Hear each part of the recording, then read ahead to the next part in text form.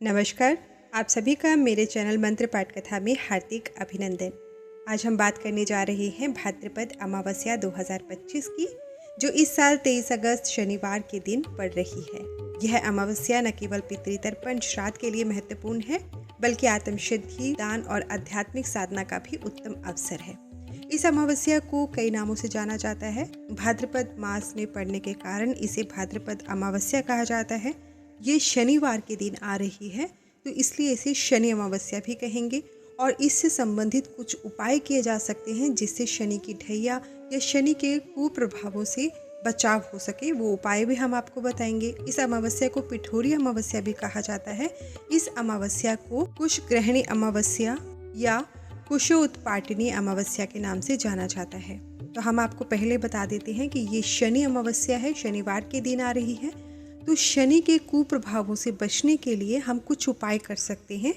उनमें एक उपाय है, शनि अमावस्या के दिन शनि देव को सरसों का तेल चढ़ाएं। यदि मूर्ति रूप में शनिदेव की पूजा हो रही है तो केवल उनके पैर के अंगूठे पर तेल अर्पित करें, और अगर शनिदेव शिला रूप में विराजमान है तो पूरी शिला पर तेल चढ़ाया जा सकता है। उसके अलावा आप ये कर सकते हैं कि शनि अमावस्या के दिन सूर्यास्त के बाद पीपल के पेड़ के नीचे सरसों के तेल का दीपक जलाना शुभ माना जाता है। मान्यता है कि जीवन में सुख संपत्ति का इससे वास होता है।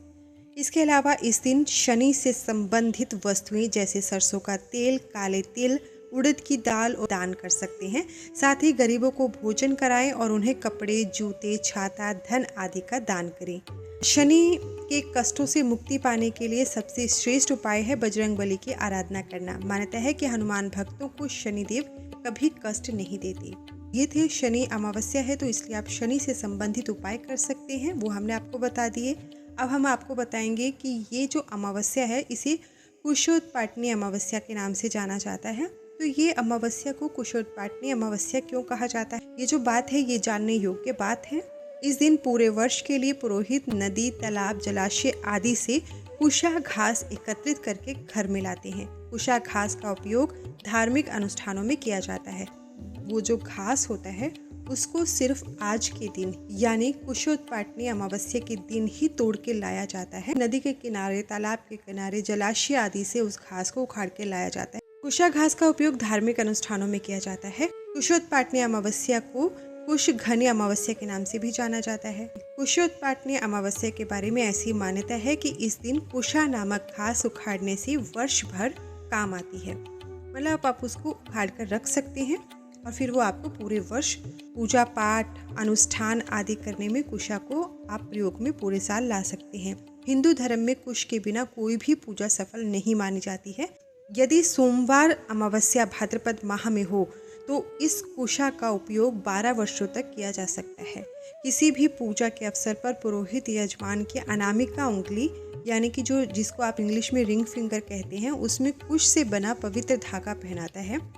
अब हम आपको बताते हैं कि ये जो कुश है ये उत्पत्ति कैसे हुई, इसे इतना पवित्र क्यों माना जाता है। तो इसकी उत्पत्ति से संबंधित एक छोटी सी कथा है, वो हम आपको बता देते हैं। पौराणिक मान्यताओं के अनुसार एक बार हिरण्यकश्यप के बड़े भाई हिरण्याक्ष ने पृथ्वी का अपहरण कर लिया था। हिरण्याक्ष पृथ्वी को समुद्र के अंदर ले गए थे। दैत्यराज इतना शक्तिशाली था कि कोई उसका विरोध नहीं कर सकता था। तब भगवान विष्णु ने पृथ्वी को मुक्त कराने के लिए वराह अवतार लिया था और हिरण्याक्ष का वध कर पृथ्वी को मुक्त कराया। पृथ्वी को उसकी पूर्व अवस्था में पुनर्स्थापित किया। पृथ्वी की स्थापना के बाद भगवान भीगे हुए थे। अपने शरीर से पानी को गिराने के लिए उन्होंने अपने शरीर को झटका। झटकों के कारण उनके शरीर के बाल पृथ्वी पर गिरे, जिससे कुशा का जन्म हुआ। हिंदू धर्म में इसलिए कुशा बहुत पवित्र मानी जाती है। कुशा की जड़ में भगवान ब्रह्मा, मध्य में भगवान विष्णु, शीर्ष में भगवान शिव का निवास माना जाता है। मान्यता के अनुसार कुशा को स्वच्छ जल स्रोत या पोखर से प्राप्त करना चाहिए। पूर्व दिशा की ओर मुख करके हाथ से धीरे से कुशा को उखाड़ना चाहिए। ध्यान रखिए कि वह साबुत रहे, ऊपरी सिरा टूटना नहीं चाहिए। कुशा को उखाड़ने से पहले आपको वहाँ पे प्रणाम करके कुशा से प्रार्थना करनी चाहिए, उससे संबंधित कि आप उसको उखाड़ने वाले हैं और वो आपके लिए मंगलमय हो, और उसके बाद आप कुशा को उखाड़ के ला सकते हैं। तो ये हमने आपको बताया कि ये भाद्रपद अमावस्या को कुश ग्रहणी अमावस्या या कुशोत्पाटिनी अमावस्या के नाम से क्यों जाना जाता है। इस दिन अनुष्ठान किया जा सकता है। भाद्रपद अमावस्या के दिन गंगा या किसी पवित्र नदी में स्नान करना अत्यंत पुण्यकारी माना जाता है। अगर नदी स्नान संभव न हो तो घर पर स्नान करके गंगा जल से अपने ऊपर छिड़काव कर लीजिए।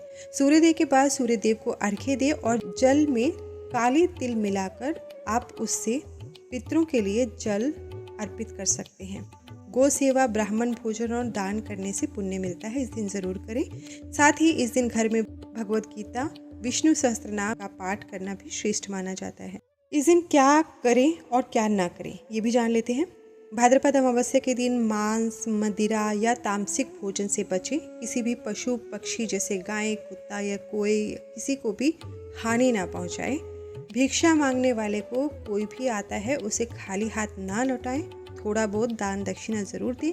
अगर आजकल कैसा होता है कि वो बैठ जाते हैं और फिर बोलते हैं इतना ही चाहिए, तो वो ज़रूरी नहीं होता है। जितना आपकी इच्छा है, जितना आपका सामर्थ्य है, उतना आप दे सकते हैं। और सबसे महत्वपूर्ण, बुजुर्गों का अनादर न करें। अब इस दिन क्या करें? इस दिन सूर्योदय से पहले उठकर स्नान करें, पितरों के लिए तर्पण, श्राद्ध और दान पुण्य करें, जरूरतमंदों को अन्न, वस्त्र, जल का दान करें, मौन रहें, मौन व्रत करें कर सकते हैं तो, और सबसे ज़रूरी भगवान शिव के पंचाक्षरी मंत्र का जाप करें।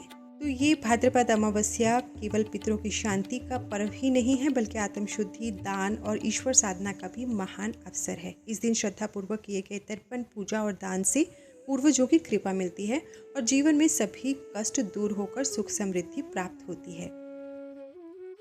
धन्यवाद।